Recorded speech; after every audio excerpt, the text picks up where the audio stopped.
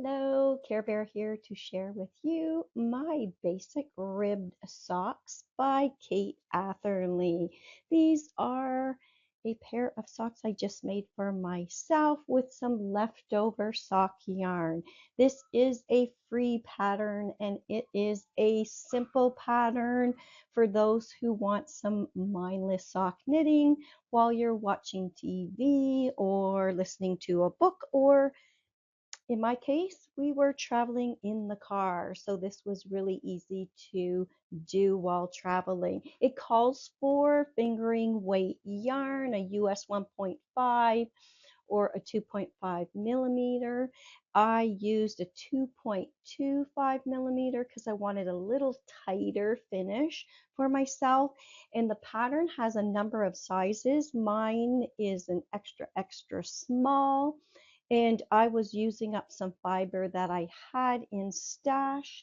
And this is classic sock from Feisty Fibers, who is a Canadian hand dyer. These are hand dyed sock yarn.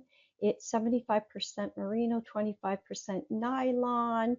It's machine washable, and the colorway is spite. It has some beautiful black, chocolate brown, rust, some orange, some beige, some gray, and it's definitely in my color wheel.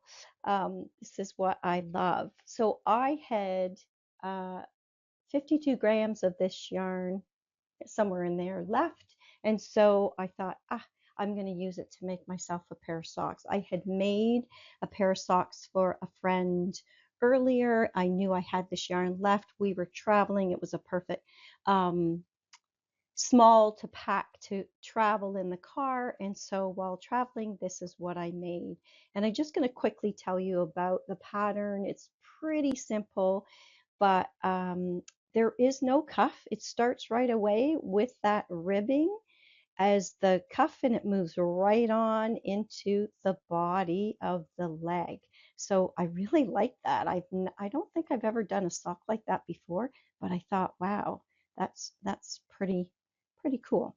Then it went into the heel flap, which was a slip one, knit one, and then purl on the other side, moving into the heel itself, and then creating that gusset to do the instep with the heel. I think in the original pattern, Kate actually has that ribbing on the leg, but also on the instep and on the bottom of the foot. But when I finished that gusset, I only kept the ribbing on the top part, the instep, and the top part of the foot, mainly because I walk a lot, and yeah, I just didn't want that feel on the bottom. Although I gotta tell you, these are really super comfy and cozy because it's got a bit of that ribbing warmth, or that ribbing hug that it gives to your foot. And then you move up into the toe area. I wanted more of a rounded toe. Didn't even look at the pattern as far as what the pattern called for the toe finish, but I used Nancy Wheeler's rounded toe. I've now got that memorized because I've done a number of socks, and I memorized that toe finish, and it does give you a Kitchener stitch at the very end. And so those are the classic rib socks. Now I will tell you, mine are a little bit shorter than what the pattern calls for, because I was limited. I only had 50 something grams of yarn, and so I was splitting it, and I knew that I could do 5 inches on the leg for myself with making an extra, extra small, and then 5-inch foot, and that I would be able to finish with that amount of yarn that I had left. I love this pattern. Would I do it again? I'd love to, but I've got myself on a personal sock challenge. These are sock number 20. I have not repeated a pattern this 2026 year.